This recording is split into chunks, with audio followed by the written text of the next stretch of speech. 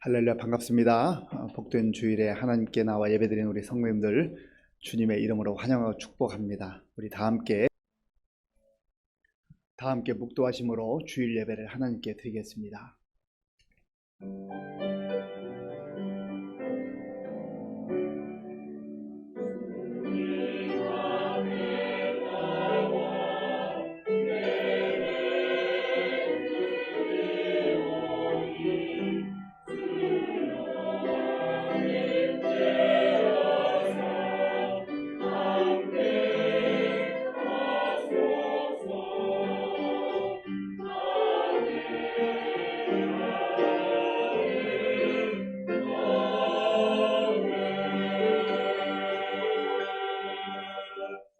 온 땅이여 여호와께 즐거운 찬송을 부를지어다.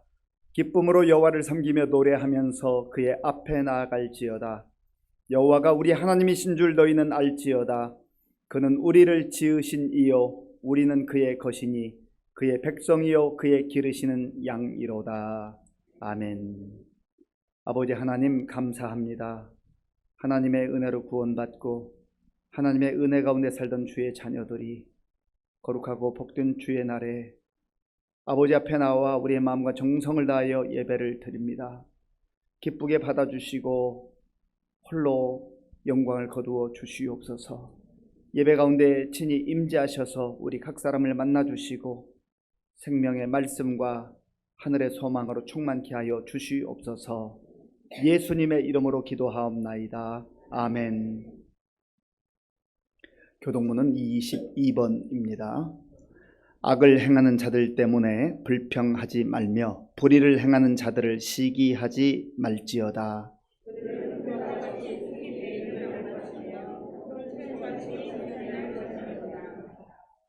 여호와를 의뢰하고 선을 행하라. 땅에 머무는 동안 그의 성실을 먹을거리로 삼을지어다.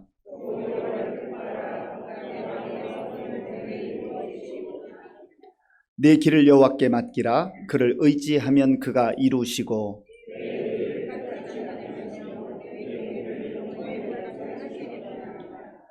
여호와 앞에 잠잠하고 참고 기다리라.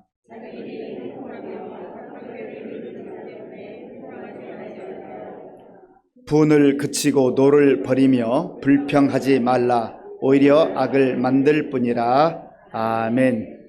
이 시간 지난 한 주간을 돌아보며 우리의 죄를 하나님께 참회하는 기도를 드리겠습니다.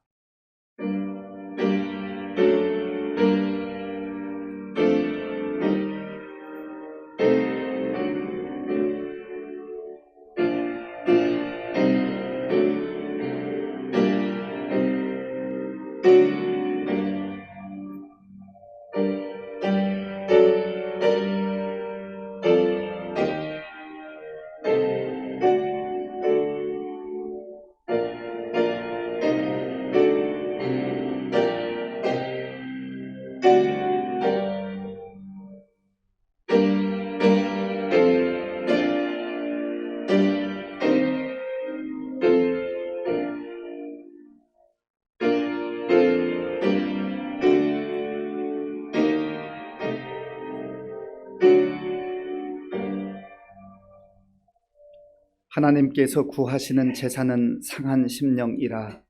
하나님이여 상하고 통회하는 마음을 주께서 멸시하지 아니하시리이다. 아멘. 나는 전능하신 아버지 하나님 천지 창조주를 믿습니다. 나는 그의 유일하신 아들 우리 주 예수 그리스도를 믿습니다. 그는 성령으로 잉태되어 동정녀 마리아에게서 나시고 본디오 빌라도에게 고난을 받아 십자가에 못 박혀 죽으시고 장사된 지 사흘 만에 죽은 자 가운데서 다시 살아나셨으며 하늘에 오르시어 전능하신 아버지 하나님 우편에 앉아 계시다가 거기로부터 살아있는 자와 죽은 자를 심판하러 오십니다. 나는 성령을 믿으며 거룩한 공교회와 성도의 교제와 죄를 용서받는 것과 몸의 부활과 영생을 믿습니다. 아멘. 지금도 살아계셔서 우리의 삶을 주관하시는 거룩하고 은혜로우신 아버지 하나님, 찬양과 영광을 드립니다. 당연히 죽을 수밖에 없는 우리 죄인을 하나님의 자녀 삼아주시고 매 순간마다 주님의 사랑으로 인도하시어 오늘도 주님 전에 와 신령과 진정으로 예배를 하게 하시니 진심으로 감사합니다. 이 시간 하나님 앞에 감사하며 나왔사오니 이 마음을 받아주시고 우리 자신을 산제사로 드리기에 부족함이 없도록 성령 하나님 인도하여 주시옵소서. 지난 삶 속에서 알게 모르게 지은 우리의 죄를 주님 앞에 고백하오니 우리로 하여금 회개하게 하시고 저희들에게 긍휼을 베푸사 불쌍히 여겨 주시옵소서. 주님의 말씀으로 정결하게 하시어 다시금 주님의 자녀답게 변화하는 소중한 시간 되게 하옵소서. 하나님의 뜻과 섭리로 세우신 우리 시민교회를 지금까지 지켜주시고 인도해 주심을 감사합니다. 우리 시민교회가 세상의 빛과 소금의 역할을 잘 감당하게 하시어 이 지역사회의 구원의 방주가 될 수 있기를 간절히 소원하옵나이다. 하나님이 주신 소명을 잘 감당하여 하나님의 마음을 기쁘시게 하는 교회 되게 하옵시고 하나님의 선하시고 온전하신 뜻을 잘 전하는 교회 되게 하옵소서. 목사님을 비롯한 온 성도들이 하나님의 뜻을 이루기 위해 낮고 천한 자리에서 앉게 하옵소서. 교회의 주인 되시는 주님을 떠나 주님의 이름으로 이것저것을 했다고 자랑하는 교만함을 버리게 하옵소서. 남의 잘못을 지적하기에 민첩하면서 자기 반성을 모르는 바리새인 같은 모습이 우리에게 없는지 뒤돌아보게 하옵시고 아직도 우리의 마음속에 존재할지 모르는 바알 신앙을 주님의 이름으로 깨끗게 하여 주시옵소서. 주님, 이번 주 수요일부터 교회 대신방을 계획하고 있습니다. 신방 기간 동안 성령이 함께 하셔서 각 가정마다 예배 드릴 때에 하나님의 임재를 경험하게 하시고 주님께서 영광을 받으시며 그 가정에 넘치는 복을 부어 주시옵소서. 주님께서 각 가정에 목자 되시며 푸른 초장 쉴만한 물가로 인도하시고 부족함이 없게 하옵소서. 혹시 가정마다 갖고 있는 어려움과 난제가 있다면 다 해결받는 은총을 허락하여 주시옵소서. 신방 기간 동안에 목사님을 비롯한 신방대원들 하나님께서 동행하여 주시어 피곤치 않게 하시고 기쁨과 즐거움으로 잘 마치게 하옵소서. 오늘 말씀을 전하시는 목사님께 여기까지 강건함을 허락하시고 말씀을 전하실 때에 큰 능력이 나타나는 은혜의 시간 되게 하옵소서. 선포되는 말씀으로 하나님의 음성을 듣게 하시고 낙담과 실망이 소망과 기쁨으로 변하는 귀중한 시간 되게 하옵소서. 시온창대 찬양을 기뻐 받아주시고 교회를 위해 수고하는 교육자들과 예배를 위해 수고하며 보이지 않는 곳에서 교회를 돌보는 여러 손길들에게 복 내려주시고 그들의 가정과 일터에 기쁨이 마르지 않게 하옵소서. 육신의 연약함과 마음의 상처로 예배에 참석하지 못한 성도님들 일일이 기억하여 주시고 주님께서 찾아가셔서 치유하여 주시고 위로하여 주시옵소서. 우리를 위해 죽으시고 부활하신 예수님의 이름으로 감사하며 기도합니다. 아멘. 신약 성경 85쪽 마가복음 16장 14절에서 20절까지의 말씀을 교독하겠습니다. 그 후에 11 제자가 음식 먹을 때에 예수께서 그들에게 나타나사 그들의 믿음 없는 것과 마음이 완악한 것을 꾸짖으시니 이는 자기가 살아난 것을 본 자들의 말을 믿지 아니함일러라. 또 이르시되 너희는 온 천하에 다니며 만민에게 복음을 전파하라. 믿고 세례를 받는 사람은 구원을 얻을 것이요 믿지 않는 사람은 정죄를 받으리라. 믿는 자들에게는 이런 표적이 따르리니 곧 그들이 내 이름으로 귀신을 쫓아내며 새 방언을 말하며 뱀을 집어 올리며 무슨 독을 마실지라도 해를 받지 아니하며 병든 사람에게 손을 얹은즉 나으리라 하시더라. 주 예수께서 말씀을 마치신 후에 하늘로 올려지사 하나님 우편에 앉으시니라. 제자들이 나가 두루 전파할세 주께서 함께 역사하사 그 따르는 표적으로 말씀을 확실히 증언하시니라. 아멘. 시온 찬양대 언제 들어도 얼마나 은혜가 되는지 정말 너무 감사합니다. 오늘은 또 가사도 은혜롭고 오직 은혜로 사는 인생인 줄 믿습니다. 우리 옆에 계신 분들도 앞뒤에 계신 분들 인사하실 때요, 이왕에 인사하시는 거 좀 밝게 웃으시면서 최고의 선물 한번 주시기 바랍니다. 반갑습니다. 잘 오셨습니다. 네. 우리 우리 교회 표어로 한 번 더 인사하겠습니다. 우리는 함께 웃고 함께 우는 성령 공동체입니다. 예. 세상에서 힘들게 살다가 교회 오셔서 은혜 받고 힘 얻으시고 또 새 소망 간직하시고 또 여기 교회에서도 자꾸 웃는 연습하셔야 돼요. 그래서 웃으시고 가식으로 웃는 게 아니라 웃다 보면 하나님께서 웃을 일을 많이 주세요. 감사하다 보면 조그마한 거 감사했는데 큰 것으로 감사할 수 있는 그러한 눈을 열어주셔요. 상황을 바꿔주셔요. 우리가 살다 보면 얼마나 힘든 일이 많아요. 우리가 다 행복하게 살길 원하고 어려운 일 없이 편안하게 살기를 원하지만 세상에서 들려오는 소식들을 들어보면 가까운 데서부터 멀리까지 얼마나 우리를 불안하게 하고 두렵게 하는 그런 소식들이 들려오는지 모릅니다. 어떤 사람이 전쟁을 원하겠어요? 어떤 사람이 싸우는 걸 원하겠어요? 그런데 원치 않는 전쟁과 싸움으로 인해서 얼마나 많은 갈등이 있고 상처와 있고 피 흘리고 죽어가고 이런 불행한 일들이 많이 벌어지잖아요. 그러니까 사람들이 평화롭게 살기를 원하지만 불안한 거예요. 두려운 거예요. 매트 헤이그라고 하는 분은 영국의 소설가입니다. 이분의 저는 읽어보지는 않았는데 이 소설이 300만 부 이상 팔렸다니까 베스트셀러 작가입니다. 그런데 이분이 불안한 밤에 고하는 말이라는 책을 얼마 전에 썼어요. 불안한 밤에 고하는 말. 다 평화롭기를 원하죠. 평화로운 밤을 원하는데 불안하다는 거예요. 불안해요. 이 매트 헤이그 자신이 굉장히 고난을 많이 겪었습니다. 우울증도 겪었고 20대에 많은 어려움이 있었어요. 본인에게 하는 말일 수도 있어요.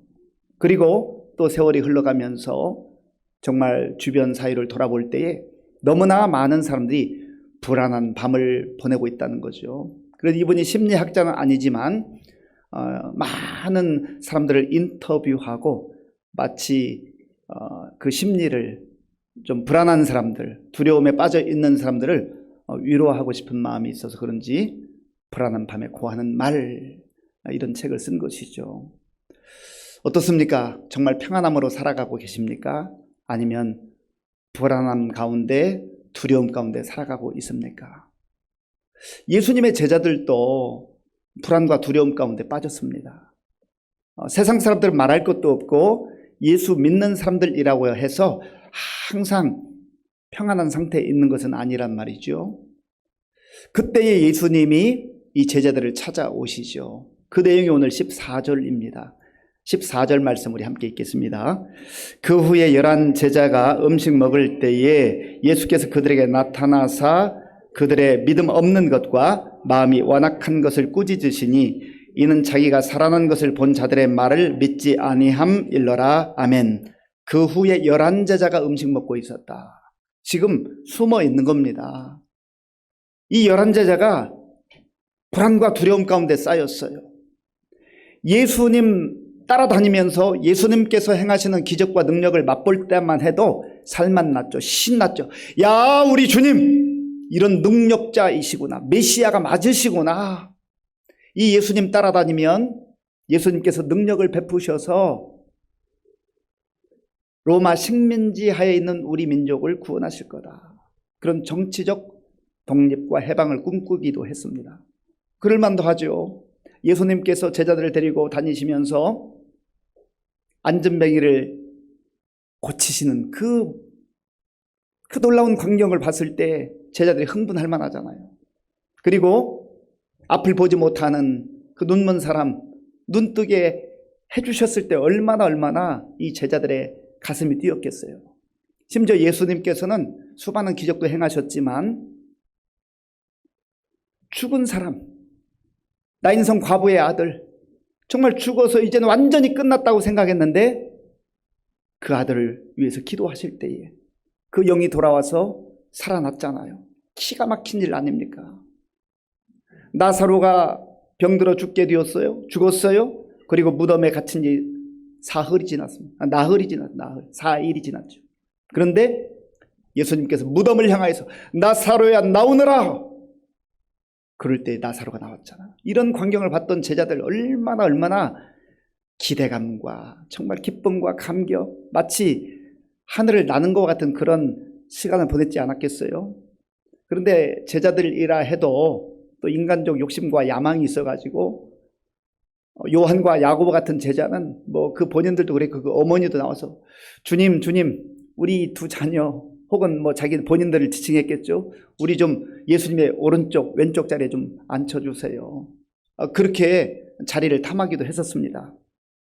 그런데 그 예수님 기대감으로 부풀었던 그 예수님께서 점점점 시간이 지나면서 자기들이 듣기에 이상한 말씀을 하시더니 결국은 너무나 무기력한 모습으로 로마 군병에 붙잡혀서 또 유대인들 대제사장과 서기관들의 그 외침으로 인해서 십자가에서 죽으셨잖아요. 한번 상상해 보세요. 생각해 보세요. 저와 여러분이 제자들의 입장이라고 한번 생각해 보세요. 그 능력 많으신 예수님, 심지어 죽은 자도 살리신 그 예수님, 그 예수님께서 어떻게 이렇게 허망하게 무기력하게 돌아가셨을까? 그러니 기대감이 넘쳤고 정말 신났던 이 제자들이 두려움 가운데 빠질 수밖에 없는 것이죠. 그래서 지금 숨어 있는 거예요. 예수님이 그들을 찾아오셨어요. 사랑하는 성도 여러분, 아마 저와 여러분들 가운데도 한때 은혜 받고 주님께서 나에게 베풀어 주신 은혜 가운데 거하면서 야, 정말 예수 믿는 맛이 있다, 신난다, 정말 너무나 감사하다, 그렇게 생활했던 시절도 있지만 또 어떤 크고 작은 문제들로 인하여서 내 마음에 불안과 두려움이 찾아오고 정말 하나님 계신 것인가? 혹시 예수님께서 십자가에서 죽으신 그 광경을 생각하면서 예수님이 죽으시고 그 상태가 지속되는 것 아닌가? 그런 가운데 낙심하는 우리 성도들도 있단 말이죠. 예수님께서 이들을 찾아오셔서 이들을 만나주셨는데 그러면 제자들은 왜 숨어 있는가? 왜 두려움과 불안한 가운데 빠져 있는가? 한 3가지 정도의 이유를 찾아볼 수 있어요. 하나는 기대감이 정말 컸어요. 기대감. 그렇잖아요. 예수님께서 행하신 그 놀라운 일들을 볼 때마다 어느 누가 기대감을 갖지 않겠어요. 야, 이 예수님 곁에만 있으면 정말 이제 내 인생은 꽃길이다. 꽃길이다. 승리이다. 그렇게 생각했을 거예요. 그런데 그렇게 기대감이 가득했던, 기대감을 주었던 예수님께서 너무나 무력한 모습으로 십자가에서 죽으셨단 말이죠. 그러니까 실망감이 그냥 그 가슴을 가득 채워버렸어요. 기대감은 온데간데 없어지고 그 기대감으로 가득 찼던 그 마음속에 실망감이 가득 차버린 거예요. 그러니까 불안하고 두려운 거죠. 또한 이 제자들이 숨을 수밖에 없었던 것은 그야말로 예수님도, 능력 많으신 예수님도 저렇게 허망하게 무기력하게 붙잡히셔서 십자가에서 죽으셨는데 이제 그 다음은 우리 차례구나. 예수님 따라다녔던 저들이 붙잡겠지. 그런 죽음의 공포와 두려움이 엄습했던 것 아니겠습니까? 그러니까 숨어 있는 거예요. 3번째로 이들이 숨어 있었던 이유가 무엇일까? 예수님도 돌아가셨고 불안과 두려움이 있고 이제 뭘 하지? 어떡하지? 어떻게 살아야 되지? 뭘 해야 되는지를 모르겠는 거예요. 뭘 해야 되는지. 사람이 언제 힘이 나요? 언제 정말 이 가슴이 뛰죠? 할 일이 있을 때. 할 일이 있을 때 신나요. 가슴이 뛰어요. 정신이 바짝 나는 거예요. 그런데 할 일이 없어지면 무엇을 해야 될지 모르면 무력증에 빠져 무력해져요.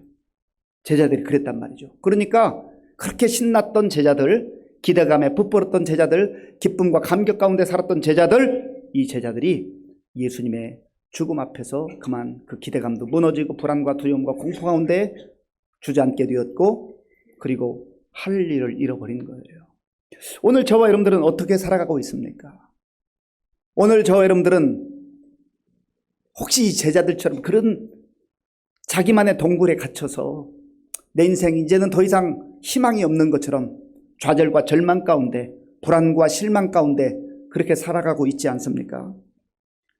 사실은 우리 앞에 펼쳐지는 상황들을 보면 우리 인생이 내 생각하는 대로 펼쳐지지 않잖아요. 난 좋은 것 기대하고 좋은 상황을 기대하는데 내 기대와 다르게 힘들고 어려운 상황들이 펼쳐지기도 합니다. 그때 실망하는 거예요. 야, 내가 하나님 믿어도 상황이 이렇게 힘든데 이게 되겠나? 그런 생각이 드는 것이죠. 자기 자신의 무력감을 느껴요. 그리고 가족을 바라보고 가정의 형편을 바라보고 나라와 민족을 보아도 내가 속한 공동체, 직장, 사업 이런 것들을 봐도 미래가 불투명한 거예요. 무기력증에 빠질 수 있어요. 그래서 무기력함을 느끼면 자꾸 자기 동굴로 숨어 들어갑니다. 그리고 또한 우리가 전혀 생각하지 못했던 상황들이 펼쳐지는데, 예를 들어서 내가 이제는 그 힘들었던 시절들 잘 극복해냈고 이제는 자녀들도 어느 정도 안정된 것 같고 나도 생활의 여유를 누리면서 좀 편안하게 살아야 되겠다 생각하는데 갑자기 건강에 문제가 생길 수 있어요. 전혀 생각지 못했는데 이제는 좀 살만하다고, 이제는 조금 여유가 있다고 생각했는데 생각지 못한 때에 그런 어려움이 찾아온단 말이죠.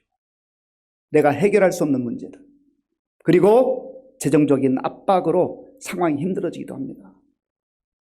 이럴 때 정말 무엇을 해야 될 것인가 답답한 거죠. 그리고 할 일을 잃어버려요. 내가 할 일이 무엇인지 정말 마치 세상에 쓸모없는 사람처럼 가정에서도 교회에서도 내 자리를 잃어버린 그런 상황들을 보면서 불안과 두려움과 무기력증에 빠질 수가 있단 말이죠. 우리 주변에 있는 분들 가운데 특별히 은퇴하는 분들 보면 이런 또 무기력증에 빠질 수 있어요. 내가 평생 할 일이 있어서 가정을 위해서 자녀들을 위해서 수고했고 또 교회를 위해서 복음을 위해서 섬겼는데 은퇴하는 그 지점이 되면 내 인생도 이제 다 끝나는 것은 아닌가, 불안과 두려움이 엄습합니다.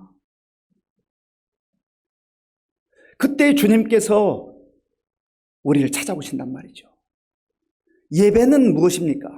예배는 1시간여 동안 하나님 앞에서 주어진 순서에 따라서 그저 지내다가 가는 그러한 예배 순서에 참여하는 그것이 예배가 아니에요. 찬양 가운데, 기도 가운데, 말씀 가운데 우리를 다시 찾아오셔서 우리의 모든 처지와 형편을 아시고 우리가 동굴 속에 숨어 있어서 불안과 두려움 가운데 있을 때 우리의 손을 잡아주시는 그 주님 만나는 시간이에요. 예배를 통해서 우리가 주님을 만나게 될 때 우리 주변의 상황이 아무리 힘들고 어렵다 할지라도, 앞이 보이지 않는 캄캄한 그런 밤과 같은 상황이라 할지라도 주님 만나는 그 심령 가운데 주께서 비추어 주시는 그 영광의 빛, 찬란한 빛이 임하여서 우리가 다시금 일어나는 그러한 힘 있는 믿음의 사람들이 될 줄로 믿습니다. 예배 시간에 우리가 그 주님을 만나야 돼요. 부활하신 예수님께서 절망과 좌절과 두려움 가운데 정말 동굴 속에 그들만 있을 수 있는 그 자리에 숨어있는 제자들을 찾아오셔서 먼저 말씀하시잖아요. 말씀하시는 내용은 그들의 영적 상태를 진단해주고 계세요. 왜 너희가 불안과 두려움 가운데 빠지게 되었는가, 진짜 원인이 무엇인가를 말씀해 주십니다. 자, 본문 14절 말씀, 14절 우리 한 번 더 같이 읽겠습니다. 14절입니다. 그 후에 11 제자가 음식 먹을 때에 예수께서 그들에게 나타나사 그들의 믿음 없는 것과 마음이 완악한 것을 꾸짖으시니 이는 자기가 살아난 것을 본 자들의 말을 믿지 아니함일러라. 아멘. 여기서 두 가지를 말씀하신, 하나는 믿음이 없다. 왜 너희들이 믿음이 없느냐? 결국 불안하고 두려워하고 무기력증에 빠지고 자기 동굴에 갇히는 것은 믿음을 잃어버렸기 때문이라는 거예요. 상황이 힘들고 어려워서도 불안과 두려움 가운데 임할 수 있지만, 그러나 똑같은 상황 속에서도 믿음 있는 사람은 다르게 산다는 거죠. 힘있게 산다는 거죠. 능력 있게 산다는 거죠. 동굴 속에 갇혀서 그냥 어쩔 줄 몰라 하고 있지 않다는 거예요. 오늘 저와 여러분들이 하나님 앞에서 나는 믿음의 사람인가, 나는 믿음으로 살아가고 있는가, 예수님께서 죽음의 권세를 깨뜨리시고 부활하신 주님임을 믿는가? 그 예수님이 나의 예수님, 나의 주님임을 믿고 있는가? 이걸 확인하셔야 됩니다. 믿음이 없으면 불안한 거예요. 믿음이 없으면 두려운 거예요. 믿음이 없으면 무기력증에 빠지는 거예요. 하나님께서 택하신 자녀들이 항상 좋은 환경 속에서만 살았던 것 아닙니다. 어찌 보면 훨씬 더 힘들고 어려운 상황 속에서도 굴하지 않고 담대하게 능력 있게 살았던 사람들은 그들이 육신이 건강해서 재물이 많아서 어떤 지식이 뛰어나서 그래서 능력 있게 살았던 게 아니에요. 힘 있게 산 것이 아니에요.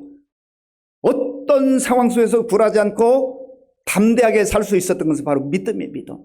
믿음의 사람이에요.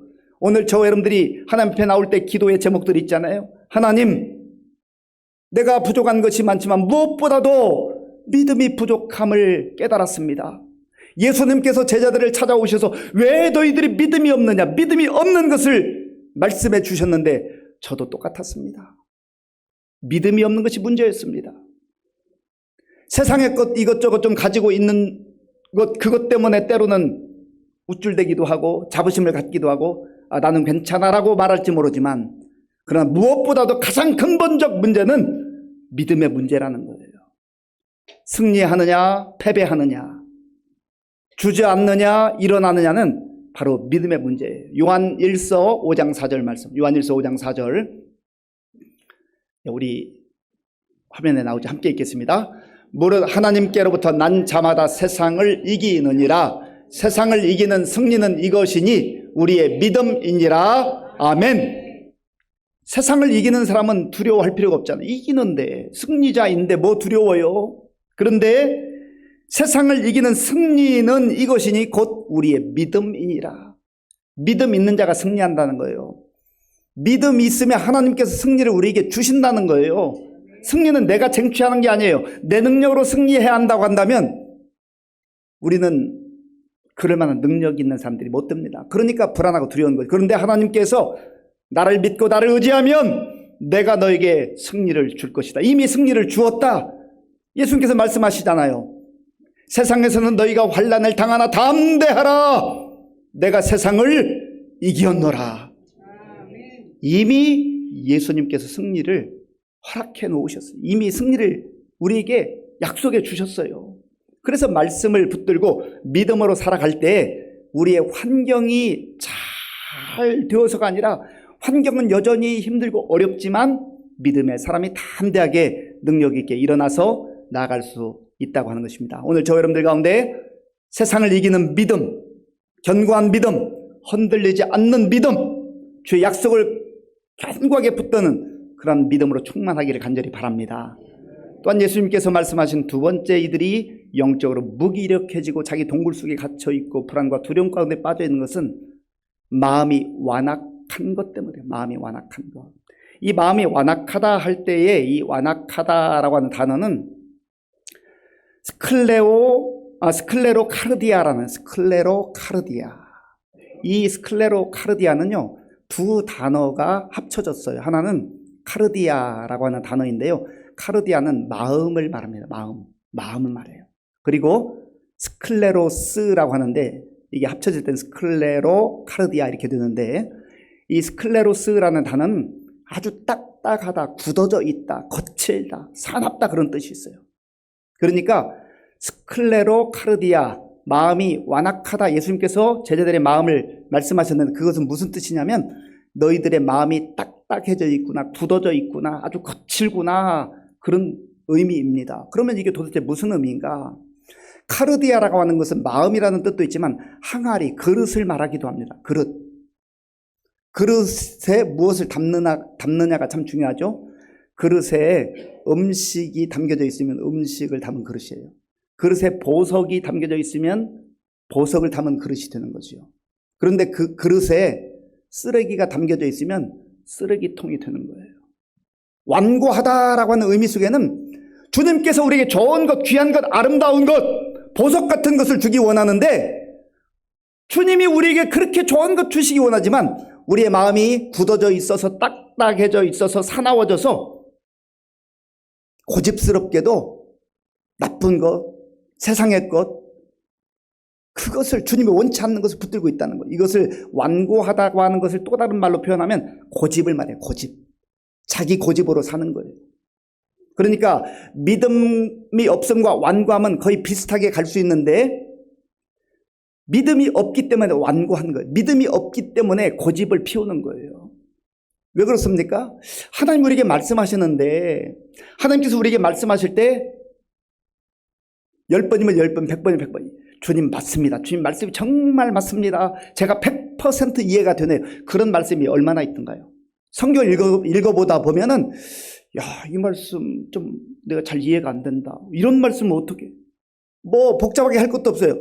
오른편 뺨을 때리는 사람에게 왼편 뺨을 갖다 대라. 이거 받아들일 수 있어요? 이해가 되나요? 이해가 안 되잖아요. 그런데 주님은 그렇게 살래요. 그럴 때 우리의 생각과 하나님의 말씀이 충돌합니다. 하나님의 말씀을 듣는데 바로 내 마음속에 있는 생각, 내가 가지고 있는 생각이 튀어나와서 그 말씀과 부딪혀요. 하나님 말씀이 좋은 것 같긴 한데 내 생각에는 안 맞는데요. 내 생각하고는 다른데요. 그럴 때 우리가 취하는 자세가 뭐냐면 하나님의 말씀을 붙드는 대신에 내 생각을 취한단 말이에요. 내 고집으로 내 생각을 끝까지 붙들어요. 잘 생각해 보세요. 우리가 그렇게 많이 예배를 드리고 신앙생활을 하고 말씀을 듣고 하는데 왜 우리의 믿음이 자라지 않는가? 너무나 많은 경우에 우리의 삶을 깊이 들여다보면 하나님의 말씀을 듣고 아멘도 하는데 정작 가정에 가서 생활할 때, 직장에 가서 생활할 때, 이웃사람들과 생활할 때는요, 하나님 말씀을 적용하지 않아요. 내 생각은 이런데 자기 생각을 고집하고 그 자기 생각대로 살아요. 하나님께서 우리에게 원하시는 것은 네 생각대로 살면 안 된다. 그거 내려놓아야 돼. 그거 꺾어야 된다. 그 완고한 고집, 그것을 내려놓아라 하는데 제자들이 말씀을 붙들지 못하고 자기 생각을 붙들었기 때문에 완고해진 거예요. 그리고 믿음이 없어진 거예요. 믿음은 들음에서 나며 들음은 하나님의 말씀으로 말미암았다고 했잖아요. 하나님의 말씀을 듣는다는 것은 그저 육신의 귀로 듣는다는 의미를 넘어서서 우리의 마음으로 받아들이고 그 말씀대로 순종하는 것까지 말해요. 말씀을 듣지만 결국 사는 것은 내 생각대로 내 고집대로 살기 때문에 삶의 변화가 일어나지 않는다는 거죠. 결국은 고집대로 산다는 말은 다른 말로 말하면 믿음이 없단 말이에요. 예배에 참여하는 횟수는 많은지 모르지만 신앙생활한 연조는 많은지 모르지만 믿음 없이 살아가고 있다는 거죠. 그래서 우리가 다시 한번 결단할 것은 하나님 말씀하시면 내 생각을 내려놓고 말씀대로 순종하겠습니다. 이해가 되지 않을 때도 있지만 주께서 말씀하셨기에 말씀대로 순종하겠습니다. 이게 바로 믿음의 삶이라고 하는 것이죠. 그리고 예수님께서 이 제자들에게 영적 무기력증에 대해서 두 가지로 진단하시고 그들에게 새로운 사명을 주십니다. 할 일을 주세요. 사람은 할 일이 있을 때 일어날 수 있다고 그랬잖아요. 사람이요, 하루 24시간 주어졌는데 내가 할 일이 분명하면 아침에 일찍 일어납니다.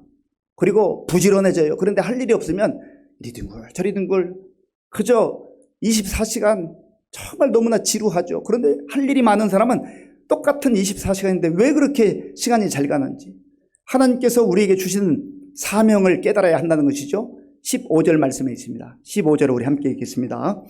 또 이르시되 너희는 온 천하에 다니며 만민에게 복음을 전파하라. 아멘. 너희는 온 천하에 다니며 만민에게 복음을 전파하라. 예수님께서는 이 땅에 복음을 전하기 위해서 오셨어요. 복음은 유앙겔리온, 기쁜 소식, 복된 소식입니다. 정말로 우리가 복되게 살기를 원합니까? 정말로 기쁘게 살기를 원하세요? 그러면 복음을 받아들이고 복음 안에 거해야 됩니다. 복음의 핵심은 예수님이세요.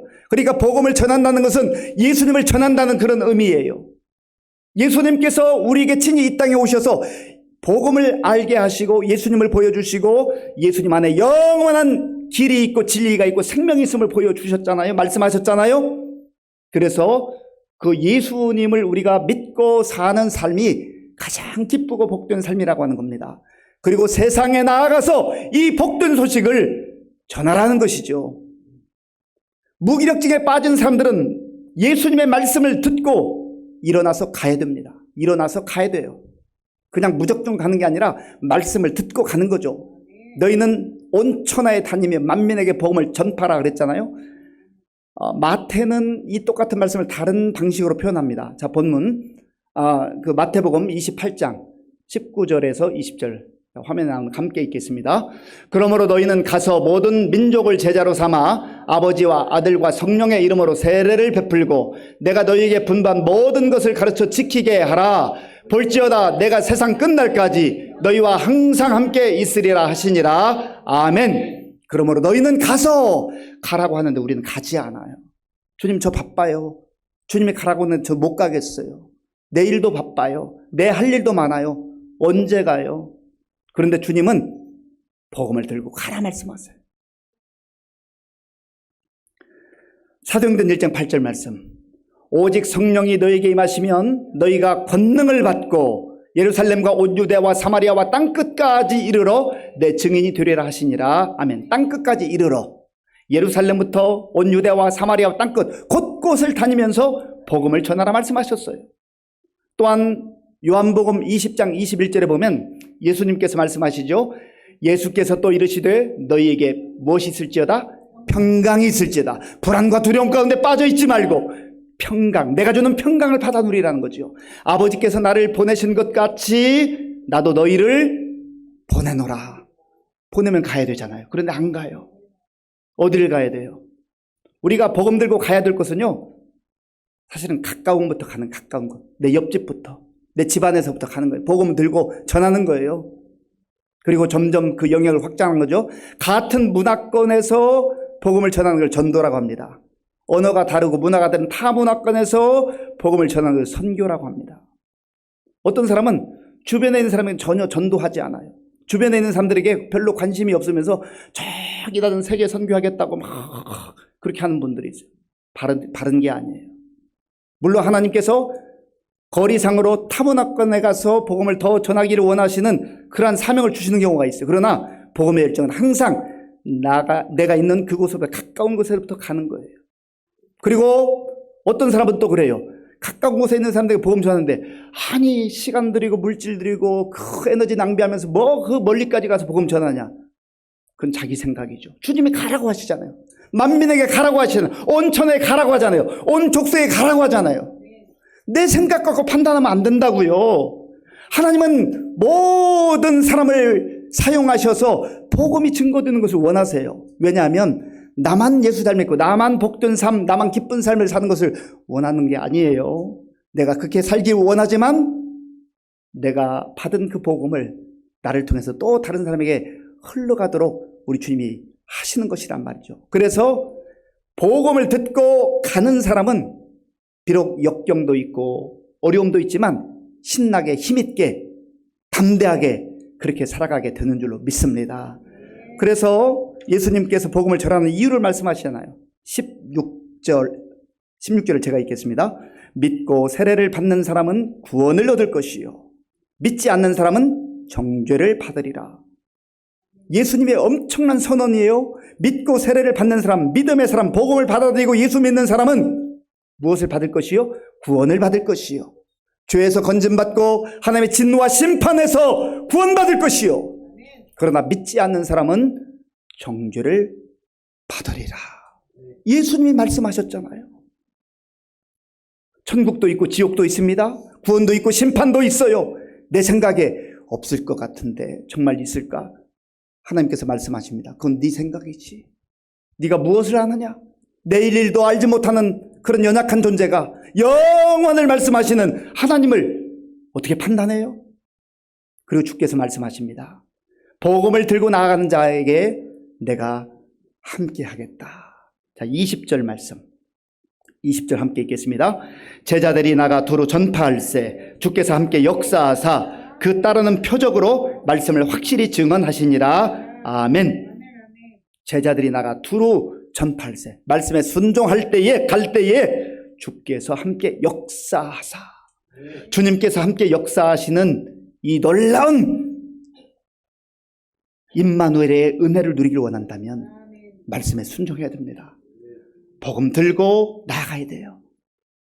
두려움과 불안과 공포와 실망감 가운데 주저앉아 있지 말고 부활의 주님이 찾아오셔서 평강을 허락하시며 우리의 믿음 없음과 완고함, 완악함을 회복시켜 주시고 이제 말씀 듣고 해야 할 일이 있음을 우리에게 말씀하시며 사명 주실 때에 그 사명 따라 담대하게 복음 들고 나아가는 저와 여러분들이 될 수 있길 바랍니다. 육신의 연령 때문에 교회에서 부득이하게 은퇴식도 하고 은퇴도 하잖아요. 그러나 신앙의 은퇴는 없습니다. 전도하고 선교하는데 기도하는데 은퇴가 있습니까? 없잖아요. 그래서 우리에게 주신 사명, 복음 증거하는 일을 우리 마음에 잘 간직하시고 무기력하게 무력하게 할 일 없다 여기지 마시고 우리에게 주신 사명 마음에 간직하시고 복음의 열정으로 담대하게 힘있게 능력있게 담대하게 살아갈 수 있는 저와 여러분들이 될 수 있기를 간절히 바랍니다. 아버지 하나님 감사합니다. 예수님께서 부활하신 것도 알지 못하고 믿지 못하고 두려움과 불안 속에 숨어 있었던 제자들을 찾아오신 주님께서 그들의 나약한 믿음을 다시 회복시켜 주시고 사명을 주셔서 만민에게 가라 하셨습니다. 이 말씀은 제자들에게만 아니라 오늘 우리에게 주시는 말씀인 줄로 믿습니다. 불안과 두려움을 떨쳐버리고 주 예수님과 함께 복음 들고 담대하게 나아가는 우리 모든 성도님들 다 되게 하여 주시옵소서. 예수님의 이름으로 기도하옵나이다. 아멘. 우리 지난주 새생명 축제로 하나님께 영광 돌렸는데 6분이 등록하셨고 또 4분은 등록하지 않고 예배를 드렸는데 오늘 그 중에 4분이 오셔서 예배를 드리셨습니다. 우리 모두 새가족들이 잘 정착할 수 있도록 기도해 주시고 따뜻하게 또 환영해 주시면 감사하겠습니다. 1여전도회 기도회가 4월 20일 오살리 기도원에서 있는데 오전 8시 30분에 교회에서 출발한다고 합니다. 우리 1여전도 회원들 많이 참여해 주시기 바랍니다. 4월 20일 맞죠? 예. 우리 캄보디아 단기 선교 조금 전에 영상 광고를 들으셨는데 우리 청년들, 청소년들 중심으로 이제 8월 7일부터 일주일 동안 다녀오려고 합니다. 우리 선교사님하고 지금 이제 협의를 해서 날짜는 정했고 아마 1인당 경비가 한 90여만 원 되는 것 같은데 아직 최종 확정은 아니지만 한 50%를 지원을 교회에서 하려고 합니다. 그래서 우리 청년들, 청소년들이 정말 젊은 시절에 또 선교 현장을 방문하고 또 그들의 인생 가운데 큰 또 하나님의 은혜가 임할 수 있도록 기도해 주시 바랍니다. 우리 이주리 집사님 오늘도 찬양대 하나님께 영광 돌렸는데 그 아버지가 베트남 하이퐁에 사시는데 암으로 인해서 지금 굉장히 위독한 상태에 있습니다. 그래서 내일 또 우리 딸 효선이와 출국을 하게 되었습니다. 위에서 많이 기도해 주시기 바랍니다. 지금은 우리 주 예수 그리스도의 은혜와 우리 아버지 하나님의 크신 사랑과 성령님의 교통하심과 역사하심과 인도하심이 불안과 두려움 가운데에 숨어있던 제자들을 찾아오셔서 만민에게 나아가 복음 증가라고 말씀하신 그 말씀이 오늘 우리에게 주시는 말씀인 줄 알고 담대하게 믿음으로 나아가 복음 전하며 살기로 결단한 모든 성도들 머리 위에와 저들의 가정과 자녀들과 일터 위에와 몸된 교회 위에와 우리나라 민족 가운데 이제로부터 영원토록 함께 하옵시기를 간절히 축원하옵나이다. 아멘.